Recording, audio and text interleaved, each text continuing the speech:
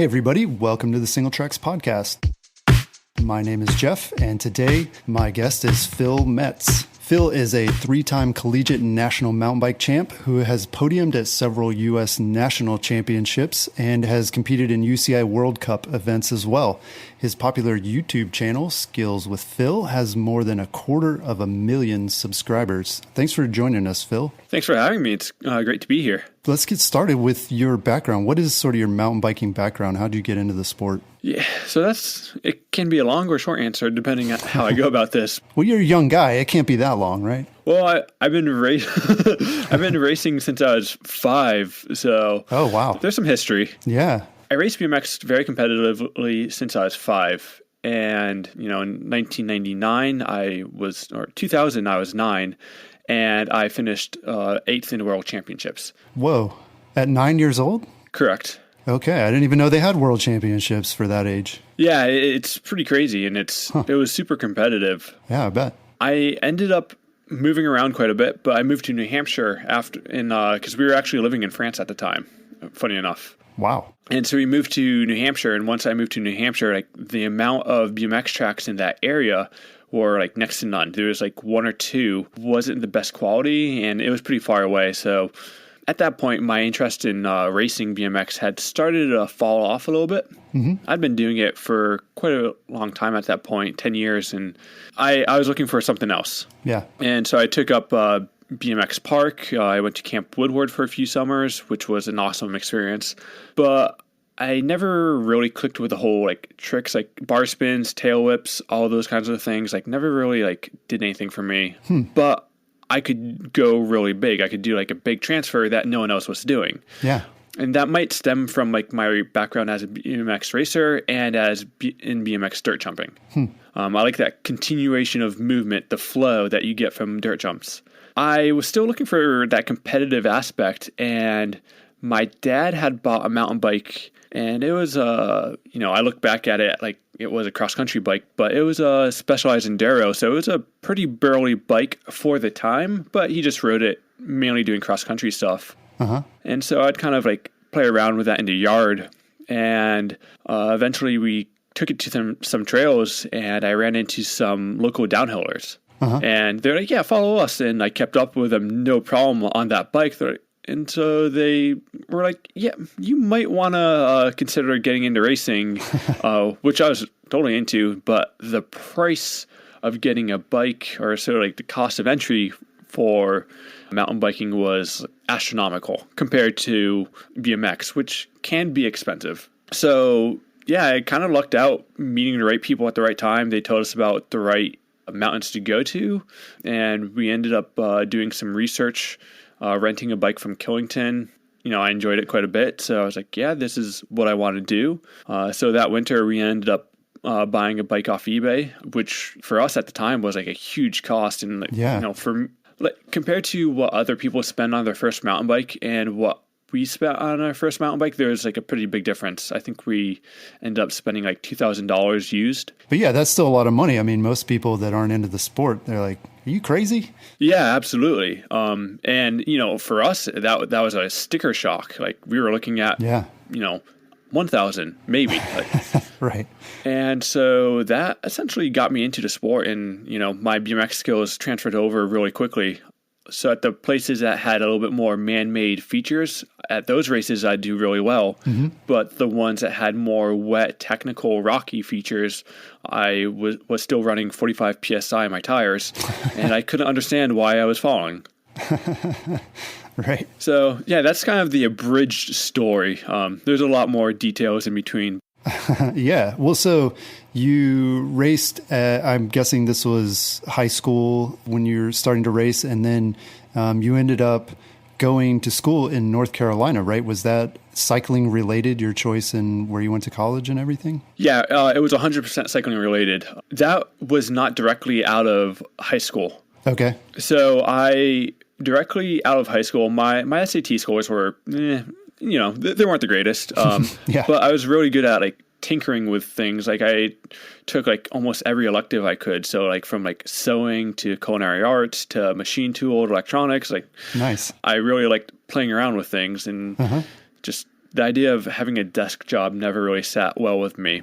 But I was also pretty competitive being a racer, but I knew I wasn't good enough to make a career out of it. Mm-hmm. So I kind of took a step back for racing for 1 year and went to culinary arts school. And actually, I have a degree in culinary arts, worked in the industry for a while, stopped racing, but I actually stopped riding completely for a little bit. Oh, wow. And that kind of took its toll on me. I started gaining some weight and just like being generally unhappy with my situation. Mm-hmm. So I still had that competitive edge. So I was like, all right, well, I need to backtrack a little bit. When you are 18, you go from being an expert to you either go pro or you go like 1929. Okay. I didn't know if I felt ready to race in the pro ranks, but especially since I'd taken a year off, but I was like, all right, whatever. I'll just, take a gamble and like get my pro upgrade if I can and see how I can do at like some races this year. This is 2009. Okay. I did pretty well. I ended up, by the end of the year, I had my first pro win, which was pretty crazy. Wow, yeah.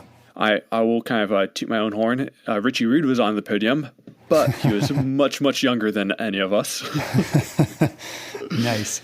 So that kind of got the drive to race back in my blood, and I started doing a lot more racing. And then in 2012, I had a really good year. I finished third at a few nationals on the podium with like Aaron Gwynn. Oh, wow. And those came out of nowhere. I was certainly not expecting to perform that well at those races, but I did beat a lot of other big names. So I was like, okay, maybe I actually can make a career out of racing. Mm-hmm. And frankly, up until then, I didn't know any of like the big World Cup pro names. Like I couldn't really care less about the World Cup at the time. I just knew it happened and it was cool to watch it here and there, but it wasn't something I was like avidly watching. I just like to ride my bike. Yeah. But now, like, I was in the position I needed to kind of know who my competitors were. Anyway, I ended up getting injured. It had UCI points from the previous year. Okay. And so that year, I was supposed to race my first World Cup. And so that would have been Wyndham and Mount St. Anne. A week before Wyndham, I ended up breaking my collarbone out in Angel Fire at a national. Oh, wow. So that was a big blow. But, injuries come with the territory. Mm-hmm. Up until then, I'd never broken a bone. So, I was overdue. Yeah, that's one way to look at it. So I healed up. At the end of the year, I went out to Norway. They had a World Cup out there, and it was the last one of the season.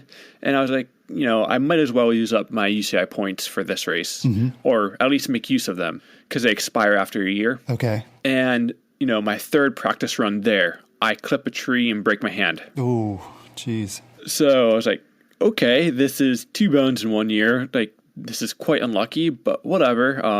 My season's over. I'll just, kick some butt next year and whatnot. Yeah. I ended up getting at the time for me, it was a really good sponsorship deal with Evil. It was the first time I'd gotten a free bike, and my helmet, my pads were all free, which is the first time any of that's happened. Up until then, I've gotten, maybe a discount on a frame, maybe like a free set of bars. Yeah. And I was really looking forward to the season. This is 2013, but in 2013, I once again broke my hand right before the first national. Oh, no. So within 1 year, I broke 3 bones, and that was kind of a wake-up call to me. Mm-hmm. Meanwhile, I had also kind of started to gather the importance of having an online presence on Instagram, which I didn't have until like 2013. That's pretty early, though, for Instagram. I mean, there weren't a whole lot of people on it in 2013, as I recall. Yeah, maybe I did have it before that, but I certainly didn't use it. I didn't have any friends using it, so it was like an app that was on my phone that just didn't do anything. Yeah. Yeah, so I started learning the importance about social media, especially from the owner of Evil Bikes. So I started looking at the idea of, well, I would like to make some videos. I don't have the budget to hire like a videographer, and I hate asking people to do things for free. Right. So I wanted to like teach myself how to use a camera. So went on the YouTubes and like, how to use a camera, how to get slow-mo, and everything that would come to your mind if you've never used a camera. Mm-hmm. So I ended up getting a GoPro, doing a few runs at Highland Mountain Bike Park because I knew that Highland had a lot of cool trails. It's my local park, but nobody had done any good videos of the runs at Highland. Okay. But they also didn't use good keywords to like make it findable through search results. Yeah. And so I didn't really know what SEO was at the time, but like through this, I learned that, oh yeah, you want to use relevant keywords and relevant tags. I was like, okay, that's kind of interesting. And I still had no idea what I really wanted to do with my life. Like racing was starting to be like, getting injured a lot. Right. I'm kind of a closet geek in some ways. Like I really love like technology, the internet, and computers. Maybe I should like become a web developer. These are like things that were going through my mind, and yeah, I didn't know where I was going. But fast forward, my relationship with Evel fell through, and I didn't have a ride for 2014. Okay. And it was at that point where I was like, do I want to continue racing and just kind of like feel like I'm playing like catch up and trying to catch like the carrot? Right. Or do I want to take a step back and figure out a better path? Yeah. So I knew there were scholarships available for collegiate cycling teams. Mm-hmm. I had looked at it out of high school, but it didn't interest me that much at the time. Mm-hmm. But now that I started to kind of understand my relationship with bikes and the industry a little bit more, I knew that I wanted to do something in terms of marketing. Okay. And obviously I posted a few GoPro videos on YouTube, and I was like, okay, YouTube's kind of cool. Mm-hmm. And so in 2014, like in January or so, I applied to Lees McRae College, and I didn't put that much weight into the idea. It was just like, I need options. I'm going to see what can happen. Yeah. And, you know, like a little while later, we get like a pamphlet in the mail. I thought it was just some like random like advertising. Like, and I was like, okay, whatever. I didn't open it for like, 2 weeks or so. But it turns out that was the scholarship proposal that the school had sent over. Oh, wow. You didn't miss the deadline, did you? I was very, very, very close. So it was actually my dad who opened it for me at the time. He was sick of seeing it just like standing around like in a pile of letters. And he was like, yeah, you might want to look at this. So it wasn't a full ride or anything, but it was enough to make the idea of going to school pretty tempting. Yeah. So literally within the hour, we're like, yeah, I'm doing it. Awesome. It's very decisive. Yeah, those kind of opportunities happen quite a bit. I don't really like to think things through too often. I just like, if I see opportunity, I'll take it. Yeah. Spoken like a true like gravity rider, right? I mean, when you're on the trail, like you're making split-second decisions all the time, and you don't have a chance to be indecisive. Absolutely. But funny enough, I'm pretty like in many regards, like aspects of my life, I'm pretty apprehensive to making big decisions. Yeah, because you don't want to get injured. You don't want to break your hand, right? So it goes both ways. So anyway, I was like, okay, let's go back to school. We'll go back to school for marketing. And, I don't have a downhill bike, so I'll have to get a downhill bike again. And, we'll do some racing while at school. Maybe I'll like it again. Who knows? That's a cool back to school list, by the way. You're like back to school shopping. You're like downhill bike. Need one of those. Yeah, it wasn't a bad thing to have on your back to school list. I wrote it. I wasn't expecting much from the collegiate season, but I was still kind of hoping I'd do pretty well at collegiate nationals. For collegiate cycling, that's the only event that really matters. You have a bunch of races throughout the season, and the way they are organized, they're super fun. You get to meet a lot of like cool people from parts of the country that you would not have had a chance to meet otherwise. Yeah. But the structure is just kind of like, sometimes you'll go to an event and the course is like, there's like 10 feet of elevation drop for a downhill course. And they're actually using part of that trail for the uphill in a cross country race that same day. So it's one of those things where it really depends on the venue, but some races are super fun. Some races are super not fun. But Collegiate Nationals is a legit race. And a lot of the other top racers there are also pros, because in collegiate cycling, it's not NCAA sanctioned. Okay. It's regulated by USA Cycling, the racing governing body of United States. Right. And they acknowledge the fact that most pro racers really aren't making a professional income. They're just racing at a professional level. Okay. Yeah. So they acknowledge that, and they allow professionals to race collegiate. Okay. So you can be sponsored and everything when you're in college. You can have, brands give you bikes and okay. Kate Courtney was going to school for Stanford actually while I was racing. And so like she had a full ride with Specialized, but I think something happened where Specialized kind of quietly asked her not to race collegiate races anymore because it kind of looked a little bit weird. Okay. Which I totally get because yeah. And so going to the actual race, I ended up winning not only the downhill, and I won by a pretty large margin. It was like 2 or 3 seconds on a 2-minute course. Oh, wow. And these were against some like pretty well-respected riders in the U.S. Yeah. And then not only that, but the next day I went on to win collegiate dual slalom national championships. Wow. So I set myself a pretty high bar for my first collegiate nationals. Yeah. I bet your coaches and the people who offered you the scholarship were pretty stoked. Oh yeah, they got their money's worth. Yeah. So that is essentially what caused me to get back into racing again. I was like, okay, maybe I should give it one more like really like serious go. Mm-hmm. It helped that a friend's bike shop was willing to sponsor me and provide me with a free like loaner bike, 2 loaner bikes for the year.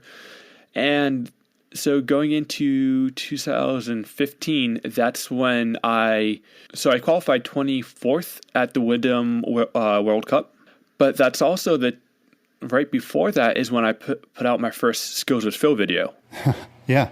So I had these 2 like really interesting things going. I had like the YouTube aspect because from that video alone, I realized like, oh, that's the future. Mm-hmm.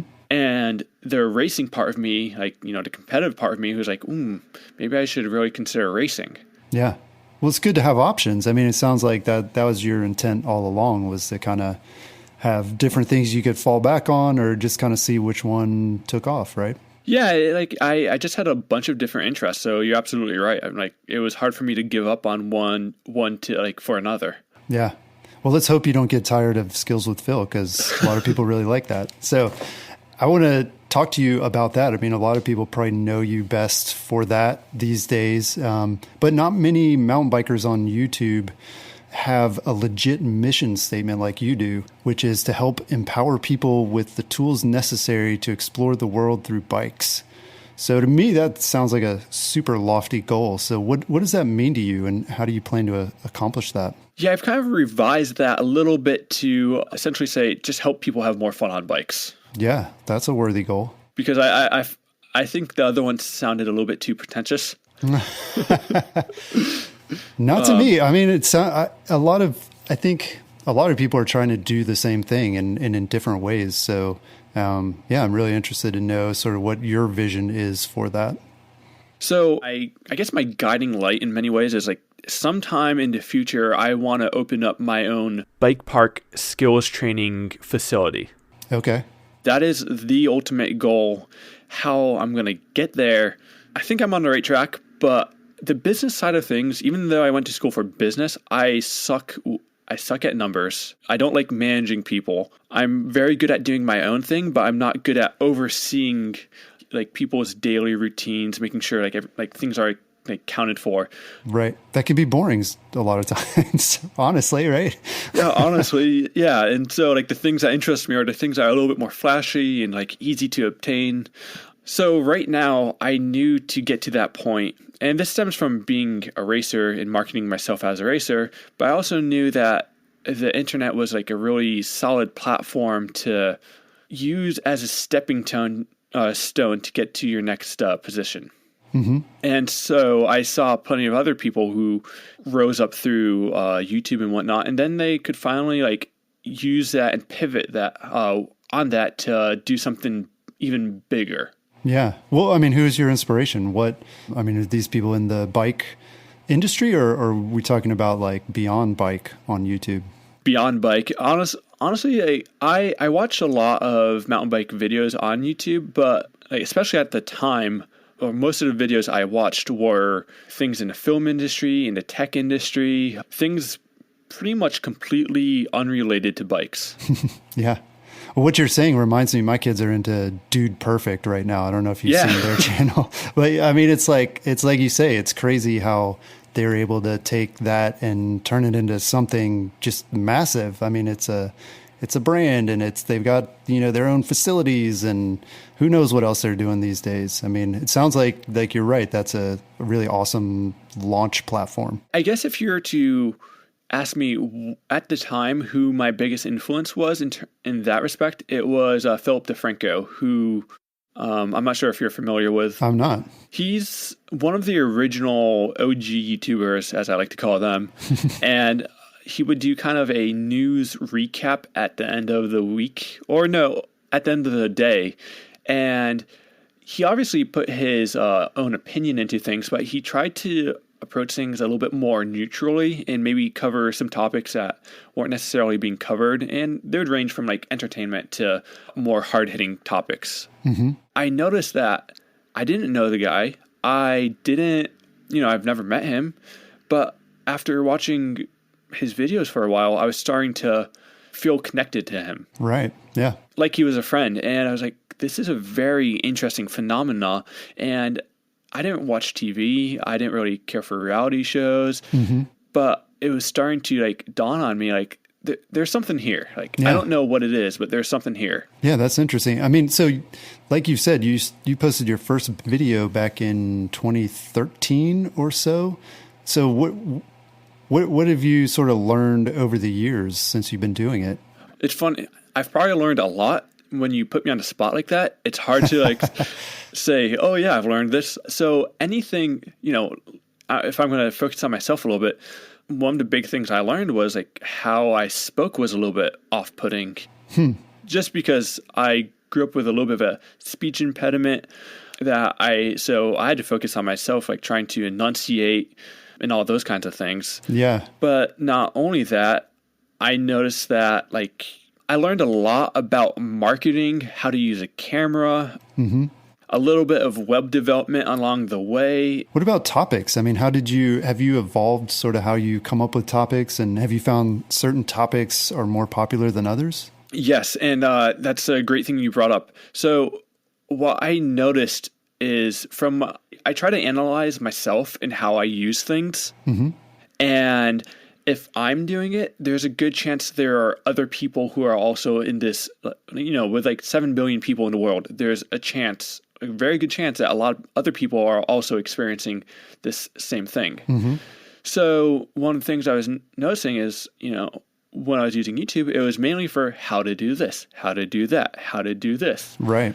And at the time, there weren't any mountain bike specific channels for that. GMBN wasn't quite around yet. I think it was still GCN before they split off. Okay.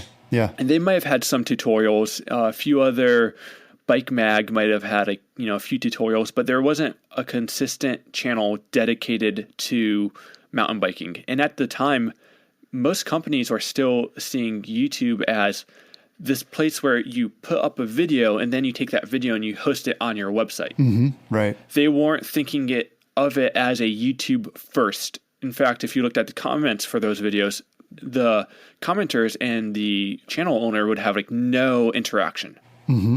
And I noticed as a viewer myself, that was a little off-putting. It's like, oh, they don't really care about what's going on here. Right. So when I was looking at all these how to use a camera videos, I was noticing that there's a community around like the film industry, mm-hmm. or the amateur filmmaking industry. Yeah. I was like, I wonder if that's possible with mountain biking, but it just didn't feel like there was enough users adopting or using the internet at that time. Mm-hmm. And this is before Seth too. I mean, a lot of people probably know Seth's Bike Hacks, and I've heard his story as well. And it's kind of similar. I mean, you guys maybe got started kind of the same time and kind of identified the same opportunity, right? Yeah. And I think we have in some ways we're very similar, and we're also very different at the same time. Because we both lived on YouTube in our own little bubble. Yeah. Because like there wasn't this like people like would find one channel and that was a channel you went to because you didn't know about like, it was like voyaging from, what was it, Spain or Europe to like the Americas. Like you didn't know about that other continent. Right.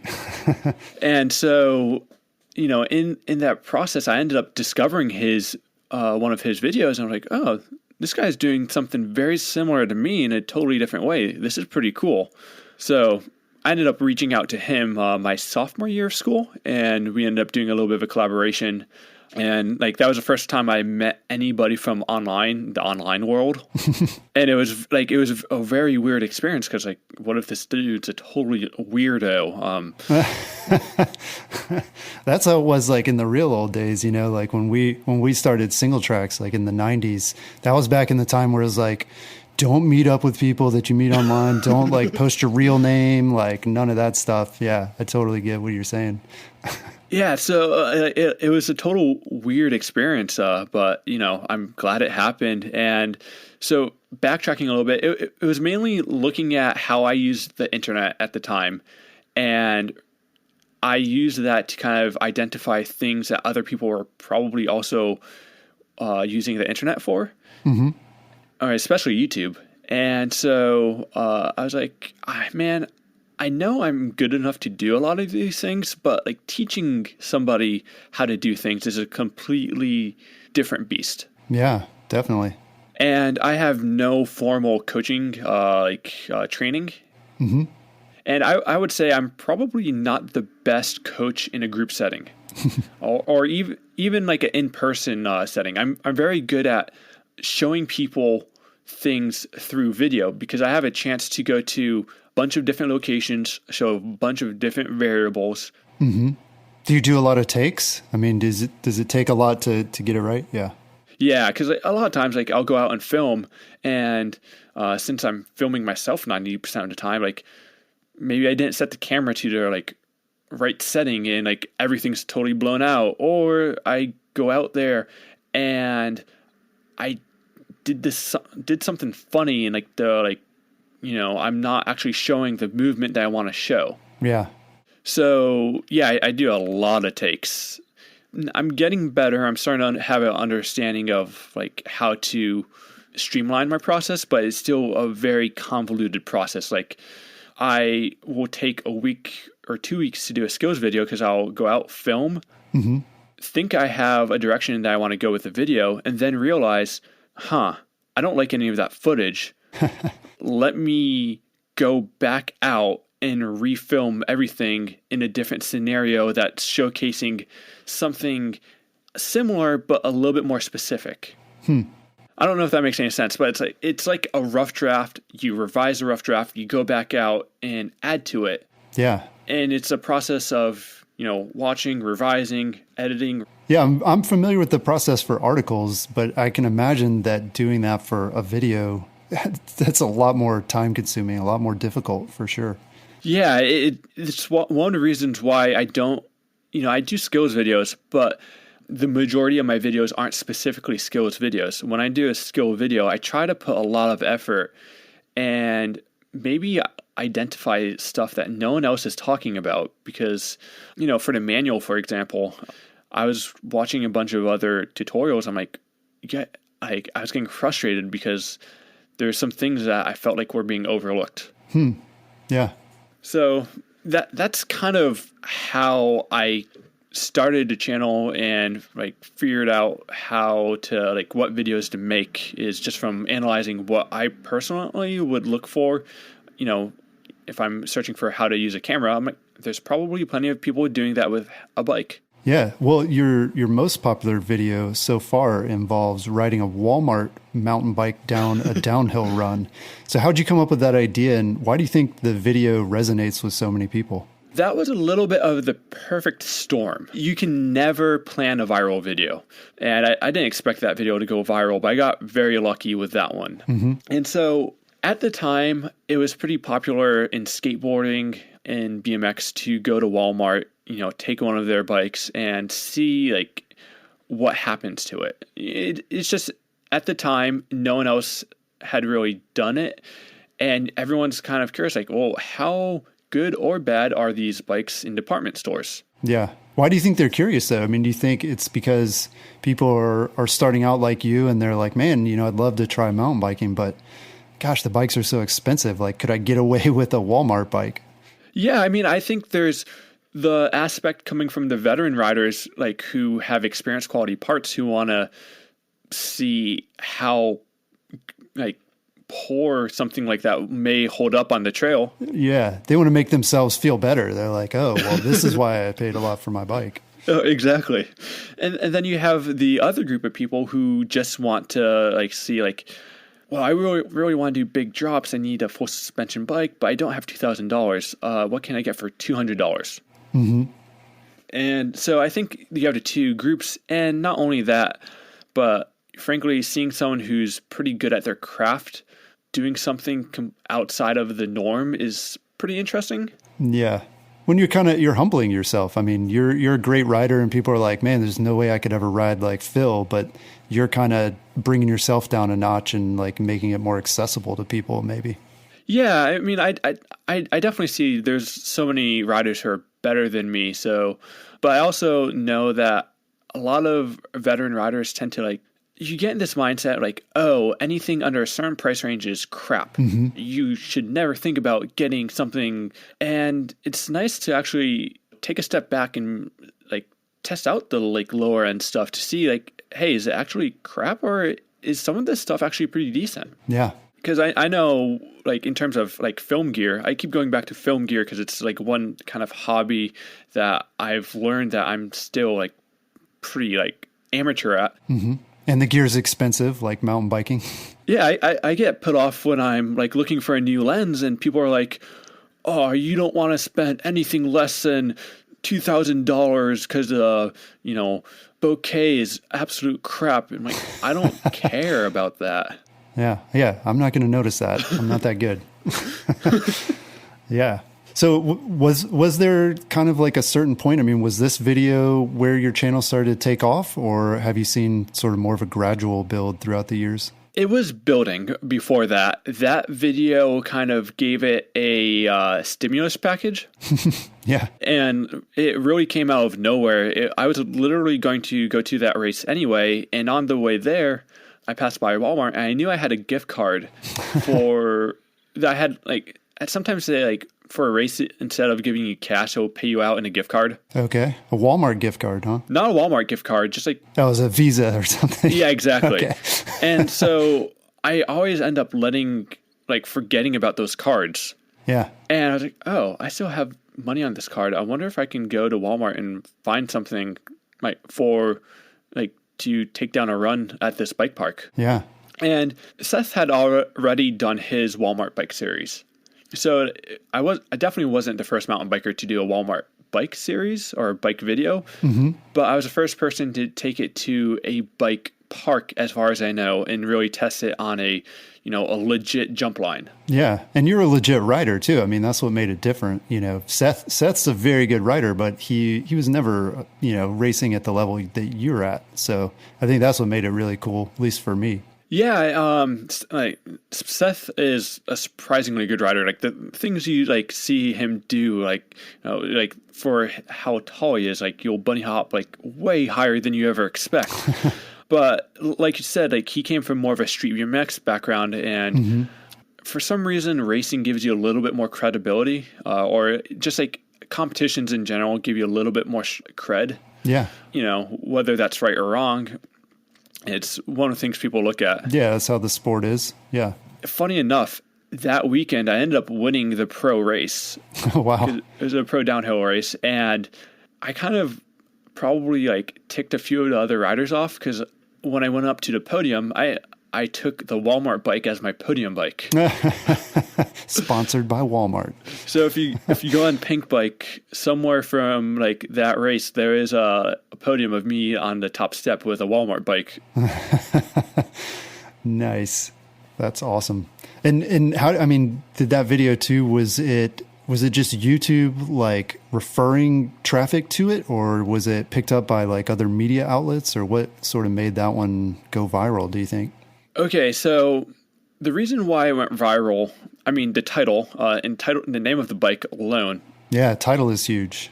Like Huffy is known for like not being like the greatest brand ever, but a lot of people know about it. Yeah. So people know who Huffy is. Right. The name of the bike was Carnage. So I didn't have to like really try hard to make a really sensational sounding title. Yeah. And so, the fact that I ended up crashing in the video kind of was a double entendre, like with like Carnage, like. Yeah, and people love the crash videos too. If they hear there's a crash, they're going to watch it until they find it. So like it was a perfect title. And then Seth had done his Walmart video, so I was probably getting some like related video search traffic from his videos. Mm-hmm. And obviously, being a professional racer, I had my group of friends who shared it with their group of friends, and it ended up getting picked up by the like Facebook or online group Outdoor Mountain Bike Retailer, online or Outdoor Bike Retailer, or whatever it's called. Mm-hmm. And so it circulated around there. Then things like Outdoor Magazine, I think it was posted on Gizmodo at the time. It was posted on... oh, wow. I don't think Wired, but it was posted on some tech site, in a pretty like established tech site. Wow. it got like some of the weirdest like traffic I've ever seen, but it was cool. It was... Yeah. But I knew it was going to be like a short-lived, like, the search volume or the view volume was going to spike and then go down really quickly. Yeah. But what I did not account for was going to be periodically recirculated. Right. And so every once in a while I'll see like a big jump in numbers, like where are people coming from? Huh. That's interesting. So yeah, I mean your next most popular videos though, each with about 1 million views, one of them over 1 million. The next closest one, almost 1 million now, is about skills, which is what your channel is about. And I think it's interesting. Your take on mountain biking skills and doing tricks seems like super approachable compared to some of the other ones out there. So is there a certain type of rider or group that you're targeting when you create videos, skills videos specifically? I mean, if you look at it in terms of like a triangle, you have a large pool of beginner riders. Mm-hmm. Yeah. And then you have a smaller amount of experienced beginner riders. And then if you have like the intermediate riders. Mm-hmm. And then, all the way at the top, you have like the like pros or veterans. The Phils. Yeah. Whatever you want to like label that as. And those people aren't like the people at the top aren't searching for anything. Yeah. The people at the bottom are. Right. Because they're the ones who are new to a certain topic and they want to learn about it. Right. So I would say I focus my stuff a little bit more on the lesser experienced riders, mm-hmm. but at the same time, I try to keep everybody entertained.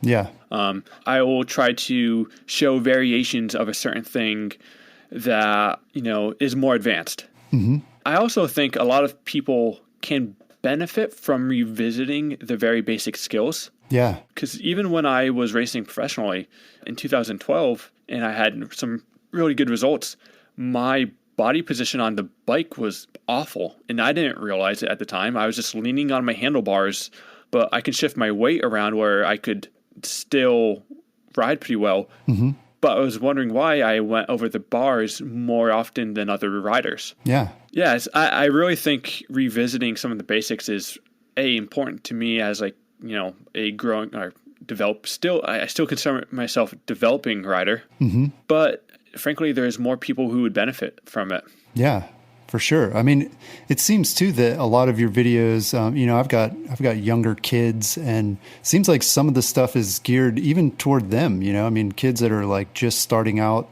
One of my favorites is the mini ramps that you built, and seeing that, and I was like, oh man, I got to build some of those. Like that's genius.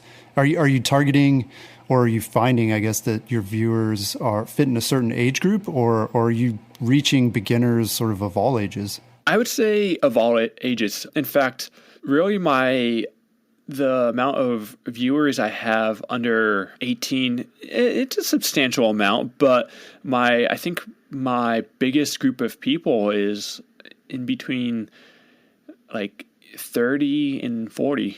Yeah. Yeah. I mean, that's mountain biking. I think we see the same as well, but, and a lot of people seem to get into the sport at that point. You know, I guess they have a little bit more money and maybe some extra free time. And yeah, we're all beginners at some point, I guess. That's about the time I feel like, especially in, this day and age, where in your career, you finally have a house and you have, some extra income to finally be able to afford that hobby that you've been looking at for so long. Right. Yeah. And I think you're totally right too, that by keeping the videos really approachable, but also showing some really cool stuff, it like inspires people to say, hey, I want to be able to do that. I want to be at that top level. But they recognize that they need sort of those base level skills that you're showing. So that's really cool. What do you think is the most difficult mountain bike skill to master? Ooh. Well, for me, like I would say I've only just finally learned how to wheelie. Oh yeah, people would find that very surprising. And I think some people are gonna rag on me a little bit because how do you define knowing how to do something? Mm-hmm. So I could lift my front wheel up, I could wheelie, a parking spot, but I couldn't consistently hold a wheelie for a long time. And so that's what I considered knowing how to wheelie, and I couldn't do that. And only this year did a sitting down wheelie finally click. Yeah. And, maybe not every wheelie, but I can consistently go 100, 200 feet, sometimes more. And so that to me is like a pretty big milestone. So it really depends on where you're coming from, because you see plenty of kids who have never ridden a bike mastered a wheelie in 1 week.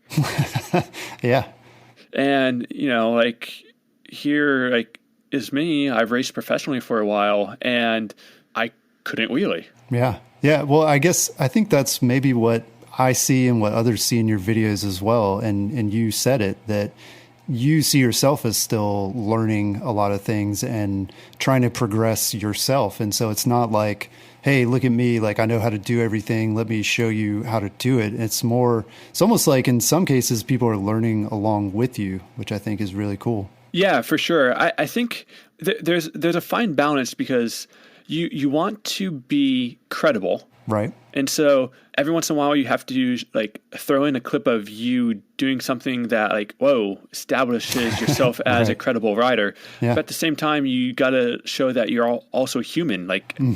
There's a lot of things I don't know how to do on a bike. Yeah. And so we relate to people who have flaws. I know when I watch other videos and I see someone talking, maybe they talk a little bit funny, but it doesn't bother me. Like they're just, they're giving me good information, and, I actually find their flaws to be endearing. Yeah. Well, it makes it human. I mean, like you said too, with your sort of inspiration, you feel like you're connected to that person and you know them as a person. They're not just like a talking head or just a robot that's giving you the information that you need. Yeah, absolutely. And at the same time, I watched videos that were scripted that just I would watch some really well professionally made video for mountain biking, and it just wouldn't resonate with me. It just okay, that was cool. That was a sweet roost. Well, a lot of them are more like commercials these days, right? It's like a high gloss sort of shiny package, and what you're giving is definitely more real. One of the things that irritates me is these how-to tutorials that aren't really tutorials; they're just an advertisement, and they really just gloss over any kind of information just because the company needs to put out some kind of content on their channel or website. Yeah, and they kind of tell you how to do something. Yeah, just go around the turn, look forward, breathe. Yeah, it's like everybody figured out what you found in 2013. They're finally figuring out SEO. They know how to write a good title and how to get people to watch, but they're kind of flooding the market with low quality videos. Yeah, and it doesn't matter how good of a camera you use, like in those videos, like they could look stunning, but they have no quality, like there's no like informational quality in them, and that always like kind of like that annoys me. Yeah, for sure. Well, we're going to take a break real quick, but when we come back, we're going to talk about keys to building mountain bike skills, urban downhill racing, and Phil's vision for a mountain biking wonderland. Stay tuned.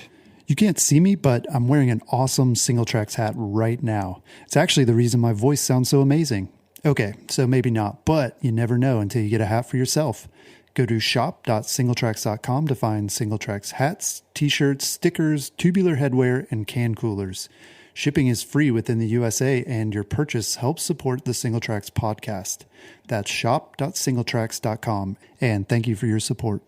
And we're back. So obviously, Phil, you're a very skilled rider. How did you gain your skills, especially before YouTube? Because it seems like that's a big part of what people are using these days. Through BMX, I was fortunate enough to just stumble upon dirt jumps.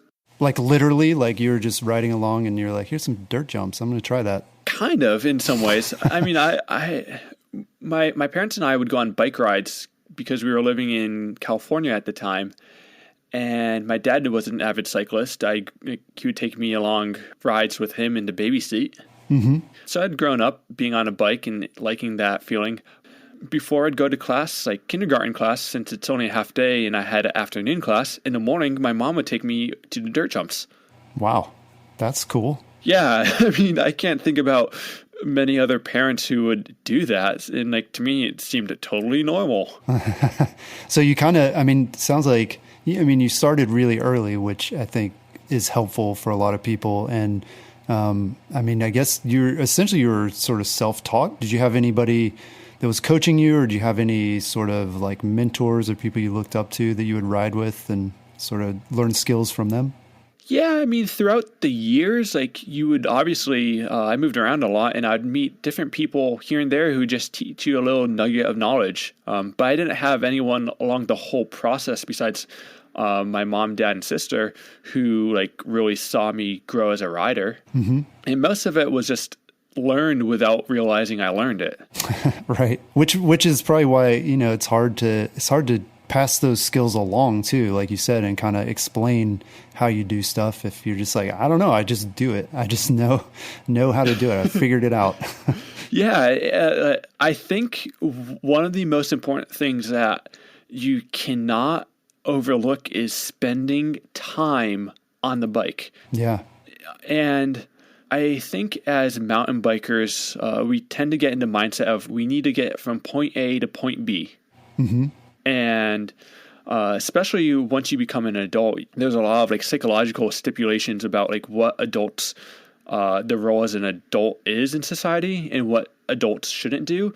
And so adults don't really play. We make time for fitness or a mountain bike ride. Right. But like, going around in a parking lot, making a fool of yourself kind of like is weird in today's society. Yeah. Or I mean, I look at it a lot of times, I find myself thinking like, this is a waste of time. Like I'm just wasting time. I didn't get a good workout in, or I didn't, do X number of miles. And so it feels like kind of a failure. And yeah, I think as adults, we lose track of that. Whereas kids see it as more of like a learning experience, and maybe weirdly, they can see like more the long-term benefit of that than adults can. Yeah, I don't even think kids see it as a learning experience. I just think it's like, I don't want to be stuck in the house.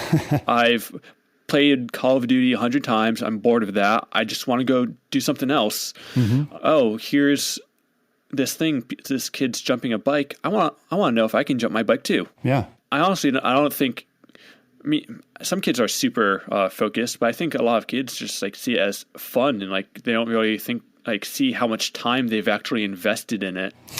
Yeah. So if you look at it from like the Malcolm Gladwell kind of like 10,000 hours thing, whether you agree with that kind of his notion or not, I spent a lot of time on the bike as a young kid. Mm-hmm. And I think if you spend a lot of time on a bike trying different things, pushing your comfort zone, you're eventually going to learn something. Yeah. So let me ask you, I mean, do you think that people can just sort of watch your YouTube videos and become better riders from that? Or how much more time do they need to be spending sort of actually putting stuff into practice than watching videos? Yeah, that's a really good question. I would say people would be way better off spending 1,000,000 hours in a parking lot just dorking around, having a attainable goal in mind, than they would be to watch my videos, if I'm being quite honest. Yeah. But at the same time, I mean, they have to be inspired. They have to have sort of a reason to be dorking around in that parking lot. Yeah, absolutely. I do think where videos come into play is, say you've been out there forever, you've been trying something and you still can't get it. Mm-hmm. I think that's when the videos come into play, helping identify where you might be struggling or why you might be struggling at a particular thing. Yeah. Well, I mean, that's me totally. I was trying to fix something on my washing machine at home, and I had the whole thing like taken apart. And then I was like, I got stuck. I was like, shoot, like, I don't know what I'm doing here. So that's when I finally pulled up the YouTube video and bam, got it back together. It's amazing what you can learn through just a little bit of YouTubing. Yeah, that's awesome. Yeah, we live in amazing times. I wanted to ask you about another one of your videos that you posted. You raced in Colombia, one of these urban downhill races. And for those who haven't seen them before, these are usually held in a town that's on a hill that's got a lot of like narrow streets and stairs and things. And essentially it's a downhill race through a city. And I always love watching those videos. I'm a sucker for urban mountain biking. So I wanted to ask you what that experience was like. It may have been the single most nerve-wracking race I've ever done. Yeah. Even beforehand, like leading up to it, were you nervous? Yeah, because you don't get that many practice runs. And I grew up riding on like street BMX at the same time as I was racing. And so I knew how concrete felt when you crashed on it. But in BMX, you're not going that fast. Now here you're going downhill and you're probably going to be trying to gap some things if you're trying to be competitive. And if you make a mistake, it's going to hurt really badly. Yeah. And you've got big crowds. I mean, the whole way down. Does that make you nervous as well? It made me nervous in a new way. For the first time ever, I was worried about hitting somebody in the crowd. Oh, yeah. Because it's kind of like, Group B rally back in the day where people would like crowd the course. They would be like hanging over the railing. And so, in a normal mountain bike race, you would have some course marshals, especially at the bigger ones, telling people, hey, get back, don't crowd the course. Yeah. But here, it was essentially lawless in many ways. So you had like a bunch of enthusiastic fans all trying to get a better view of the course. And meanwhile, you're also doing some things that you're pretty confident you can do, but you also know that there's a good chance that you might screw up. Yeah. And so you're a little bit worried about hurting the people in the crowd because they're right there. Yeah, that's interesting. And so for me, like my fears were confirmed within my first 9 seconds of my first practice run. You hit somebody? No, I did not hit anybody. That's good. I did crash though. Yeah, I saw that in your video. Was that from the race or was that from your practice run? So there was 2 crashes I had from that weekend. There was a crash in my first practice run where right off the bat you had a bunch of stairs. You had like 10 stair sets or so, and they'd go like 5 steps, 3 steps, 10 steps, 3 steps. Like it was like completely irregular. But towards the bottom, you'd have enough speed where you could potentially gap over stair sets and land on the next set. And I was there to race, so I wanted to podium, and so I was trying to find the fastest way down the hill or the stairs.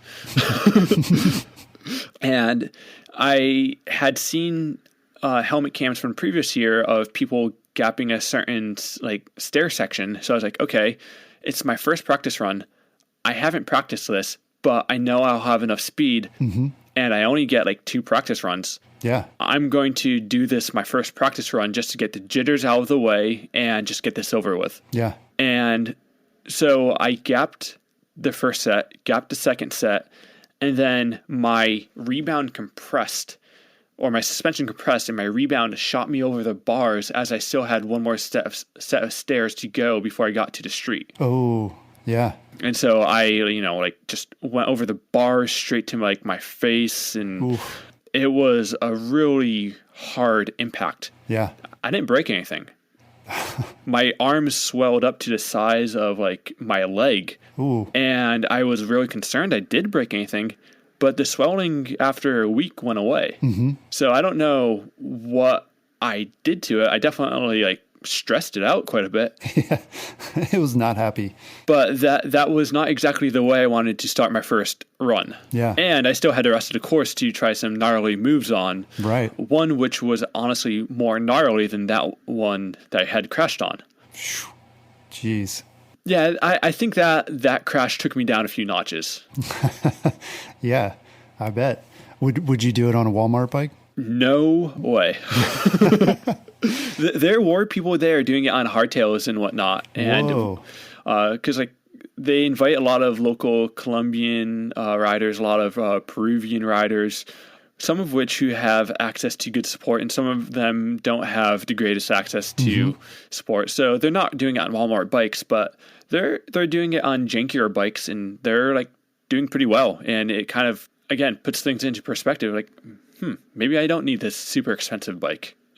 Yeah, that's really interesting. So we talked in the beginning about your start in mountain biking and your racing career. Are you still racing, or is making videos sort of your full-time or your main focus right now? It's my main focus. This year, I didn't do any races, and it's actually the first year that I have not done any races.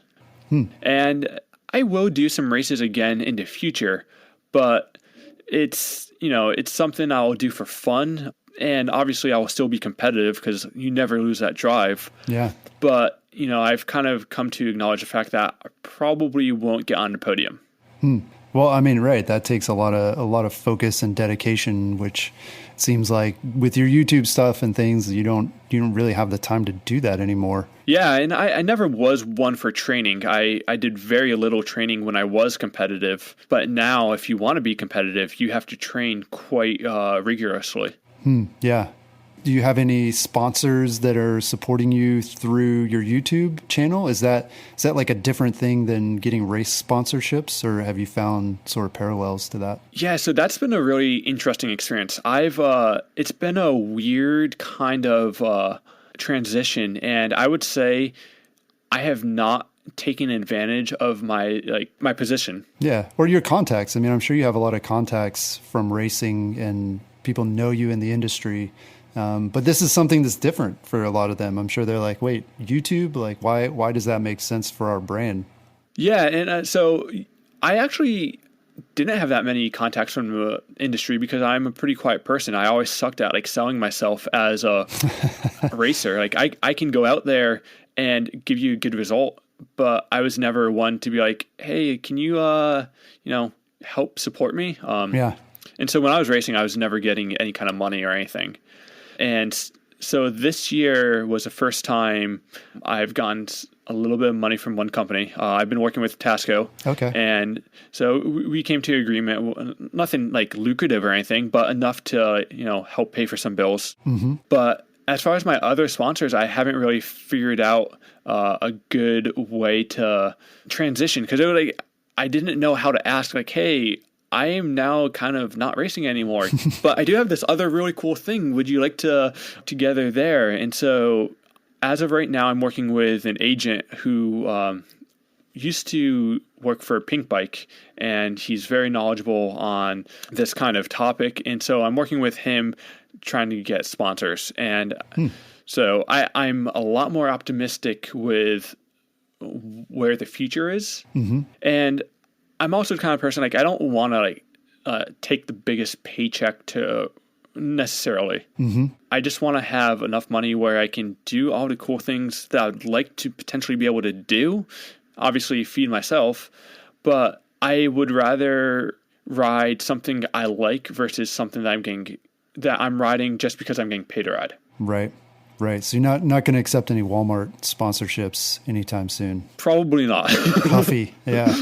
Yeah. Although those guys they're making a name for themselves in Arkansas, it seems like, for sure. So that's interesting. You know what? I have to say, with, the competition with like Amazon, it's made me kind of rethink my perspective of Walmart. And like, these are like kind of two big companies going head to head at this point, where it's like, I still don't see Walmart as like this, benevolent company, and they never will be. But I kind of look at them a little bit as doing a little bit more good in some. I don't like that term. Well, at least for mountain biking, I'm with you. I feel the same way, and I feel like they get a bad rap sometimes. I mean, they obviously, though, they never reached out to you and said, "Hey, take down that video. You're making fun of us," or anything, right? I mean, they seem to be okay with that kind of stuff. Maybe I went to my spam folder and I never checked it. But, like, you can also make the argument, because I have heard some bad things about some of the like descendants of the Waltons. So, but that's a completely different subject. That's right. People are people. Cool. Well, so, speaking of funding and grand visions, I read on your website, and maybe this is a little out of date, but you said your ultimate goal is to open what you called a mountain biking wonderland. And you kind of hit on this again at the beginning, but what is your vision for this? You said you as a younger rider, you went to Woodward, which seems to me, that's my vision of a mountain bike wonderland. I mean, is that kind of along the lines of what you're thinking, or what is your vision? Yeah, so I've had many different thoughts of what I'd like to do, because it could take multiple different forms. And so I would say my experience at Camp Woodward definitely has influenced what I'd like to see pretty heavily. Mm-hmm. At the same time, so just like in the sense that I say, I think people would benefit more from going out and practicing a certain skill than necessarily watching my videos. I think you could benefit a lot from having the right facility to learn something safely and build up confidence before taking it out to the real world. Yeah. Yeah. And that's one thing that's on my mind. I'd really like to make a really like beginner friendly, advanced rider friendly skills facility where essentially you wouldn't even need a coach to tell you what to do. It'd be kind of intuitive enough where it's like, all right, I'll start on small, I'll go up to medium, I'll go up to the larger one. And okay, now that I'm on this, I'm doing this large like roll-in that's made out of wood, now I can go outside and do a similar size roll-in, but now made out of rock. Yeah. Well, that's what I loved about your mini ramp video. And I mean, dude, you should just make those, have somebody make those for you. You put like your mustache logo on them and you sell them, right? Like, I mean, that's perfect. That's exactly what people need. And it complements sort of what you're doing with the videos and everything. Like that inspired me a ton for sure. Like especially for me and for my kids too. So yeah, it seems to be a good fit for your vision. Yeah. And the other thing is I obviously, as a rider who's done a lot of building, I really enjoy the creative process of building stuff. And I like just making like these really cool, almost pieces of art, whether it's from art in this perspective of like, hey, that's really fun to ride, or hey, that's really fun to look at. And so I think a mountain bike park would be a fun fusion of everything. Yeah. And not to mention, now that I'm in Vermont and there's snow outside, I probably won't be riding a whole lot unless I travel. And so for me, there would be a huge component of having something like Rays, which is an indoor mountain bike park, and absolutely phenomenal. And I'd like to incorporate some of those elements in a mountain bike park as well. Yeah, that's cool. What are some of your favorite places to go that sort of almost get there, but are not quite sort of what you're thinking? I would say Highland Mountain Bike Park. Yeah, that was one of your videos I think I saw with you and Seth. Seth was trying to do a backflip or something, right? And they have like a foam pit? Yep. Yeah, so Highland is a very condensed version of maybe a little bit of a fusion of Whistler and Camp Woodward in some ways, because they offer summer camps and they have like a foam pit and those kind of things. And they have all of the big drops and stuff that you might see at Whistler, but it's a tiny mountain. Like, I don't know if it's any more than 1,000 feet in elevation. It might not even be 1,000 feet in elevation. So it's this tiny, like, family-run business. And I've been going there since like the second year it was open, the first like real year it was open, and just seeing their attention to detail with building trails and catering towards trying to get new riders into the sport. To me, like it's a really cool mountain, and I really like what they're doing. Yeah, that's awesome. Well, thank you, Phil, for joining us. I've learned a ton and really enjoyed getting to know you. People can find your videos on YouTube. Just search up Skills with Phil and his channel will come up. Be sure to subscribe to Phil's channel to get the latest. And to get the latest from Singletracks, be sure to join our email list or follow us on Facebook. We'd love to keep you up to date on the latest mountain bike news. That's all we've got this week. Talk to you again next week. Peace.